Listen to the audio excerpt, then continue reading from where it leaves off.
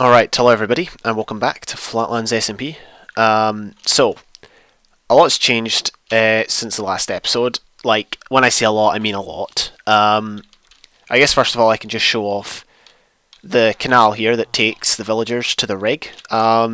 Basically, I just outlined it with cobble. I moved the fences one out, or I moved half of the fences one out, because before I was bashing into the fences all the time, and it was really annoying. I think when I was editing the last episode, I noticed I kind of given away Zinger's project over there. I'm not going to explain what it is. You can probably see what it is, but I'll let Zinger show it off in his own time. Also, quick thing to note about the villagers. There's tons of them. I was working away in the compound, and I thought, hey, I've not checked the villager breeder for a while. Went over, and it was absolutely jam-packed with villagers. I cannot tell you how claustrophobic it was. Like, I'm not claustrophobic. It would have been a nightmare for someone who was claustrophobic, but like, just standing in there with so many of them. And then I was like, okay, well, here they are. What are we going to do now? And I realised I had to bring them all over here. This isn't all of them. There was some green coats, and there was some, what do you call them? Cartographers. Both of which are useless to us, so I just killed them off. A, because I couldn't be bothered bringing them over here, and B, because I didn't want the entity count to get out of hand, basically. There's quite a lot of villagers over here now, a lot more than we used to have, and it's a decent number. And I think the good thing is, if one of them locks, we've still got replacements. We've got like 2 or 3 replacements of each, which is good. I would like them to be more orderly, but I've decided it's best just to keep them free range, because, for example, if I was having them in like their own wee bit, then we could fit in less villagers, because we'd have to have extra blocks here, like fences or full blocks to kind of separate them, and there'd be less room for villagers, and we want to have as many as possible up here. Well, not to the extent where it lags, but this is a good number at the minute. But I will probably keep bringing them over. They seem to stick like the fences. Like, look at these guys all in a row on the half slat, or that's the full block up there, but they're all just standing there. It's really weird. But yeah, we've got all these options now, which is good. And if one locks forever, we can just kill them off and get another one. It should be fine. No harm done there. Also, I put a fence around the lake. Partly because slimes were jumping up here and getting annoying. Partly because if we have too many villagers here and one happens to glitch out, they'll just fall in the water. They won't take damage. And they won't be able to be intercepted by zombies, which is good. So, overall, I'm happy with how this place is going. Oh yeah, and also I killed the mending villager while doing this. I said to Zendra over Skype, I said to him I was too embarrassed to explain why, but basically I was in a boat, I was taking him back to the compound, and I was trying to shoot. Oh, I was testing my bow. Okay, so it was really dumb. I was testing my bow, because I was like, because you know how you get in a boat and you kind of go along, and you can't eat, but if you stop, you can then start eating, and then if you continue moving the boat, you keep eating, you know, you don't stop eating. Until you finished it, obviously. This is already sounding dumb, but this just emphasises how dumb this was. So I thought, hey, I'm going to test the bow, see if I can draw my bow, and then start, you know, moving the boat forward and see if I can keep it drawn. And sure enough, I could keep it drawn, and then I was like, hey, I'll just shoot the bow while I'm moving. Shot the bow, and, yeah, shot the villager, like, behind me. Like, Zenger did that, like, when we were bringing him over, I remember. Unfortunately, Zenger didn't have any power in his bow. I had power 4, I'm pretty sure. Yeah, so villagers was a one-hit. So yeah, that was fairly embarrassing. Good thing is though, we've got the fish farm working. Bad thing though, the fish farm isn't actually optimised, and I will explain more about that in a minute. But the thing is, the fish farm will hopefully provide us with enough mending books. We shall see. Anyway, let's get over to the compound and I'll show you what else has happened over there. Right, yeah, let me explain myself. So, I think for a while, Zendra and I were talking about how we could kind of like make it so the mob system looked okay. Another day so obviously we did that last episode, as you can see up there, there's the piping and that. I'll show you how that's got on. It's been running for about a week now, I think. I think it was a week, is it a week since I've made it? I think so. So I'll show you how that's done. But then I thought, oh, it'd be so cool if we could get like, you know, make the mob system look half decent.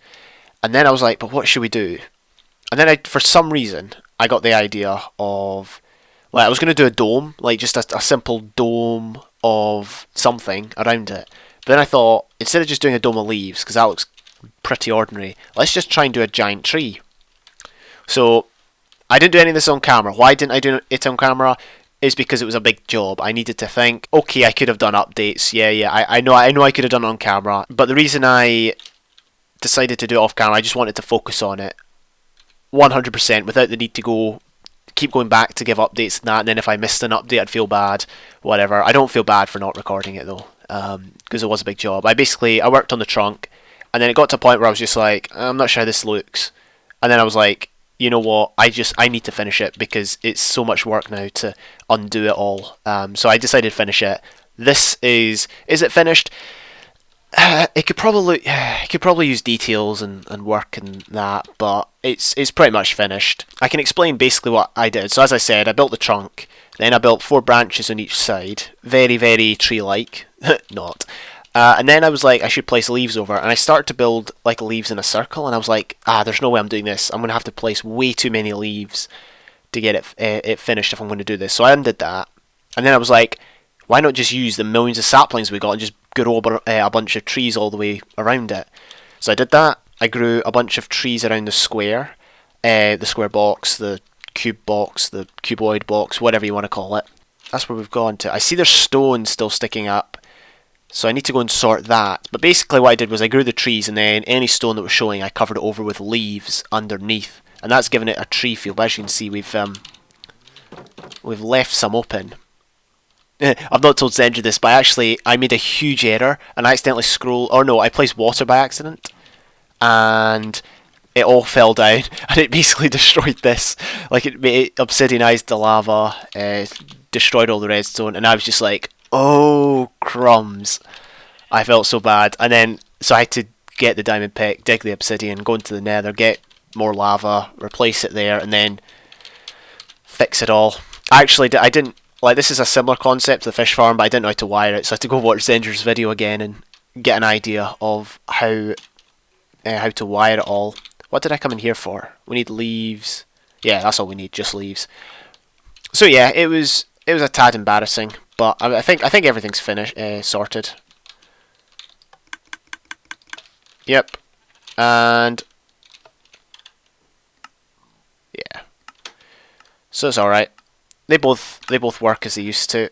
So I guess one of the issues with this is it needs a lot of lighting. As you can see, there's torches everywhere, and especially down there. And that's because obviously if it's not lit up, mobs will spawn there, and yeah, it will end badly. Basically, we only want mobs spawning in the mob system. We don't want any spawning outside. I'll be honest, I'm not entirely convinced by it, but like the tree itself, because obviously it's just like a frame with loads of trees sticking. Like, I mean, I thought these branches hanging, like these trunks hanging down, would look kind of cool, you know, some logs just kind of like drooping. But unfortunately, I don't get that impression when I look at them. Let's try and fill all this in. That should be that finished. We can just leave that there. There's nothing like leaving a few extra blocks. Primary function of this tree is to cover the mob system, so it's not just a box in the air. And I think it kind of looks cool. Obviously, it doesn't look great. It's the first custom tree I've ever built, believe it or not. No, wait. Okay, that's a lie. It's not the first custom tree I've ever built, but obviously it's the first custom tree I've built on such a scale. So obviously it's not going to be amazing. So yeah, it's not that great. And also out here, it doesn't look that great from out here because I had to cover over the tubing and the ladder and all that, and it doesn't look amazing. Put it that way. There's problems with it, in my opinion. Yep, there's stuff coming up. So yeah, it's still working. So we're just going to come up here and have a look at what's happening. So we've got a lot of trees up on top. This is quite a cool canopy. It reminds me of Canopy Carnage, actually, the Vex map. As you can see, that's what we've got since the last time I recorded. It's working pretty well, if I do say so. It's probably a good system. Basically what I did up here was I put dirt all over the top. I covered the top in dirt, covered the dirt in saplings, and I just let the trees grow naturally. And this is what we're left with. It's a pretty cool canopy. It's random, and my aim is to hopefully build something that will act as a storage room for all of this stuff, all the produce at the fish farm, and all of the produce out of the mob system, and maybe other farms. Who knows? In later days. So we've got that option, so that's pretty cool.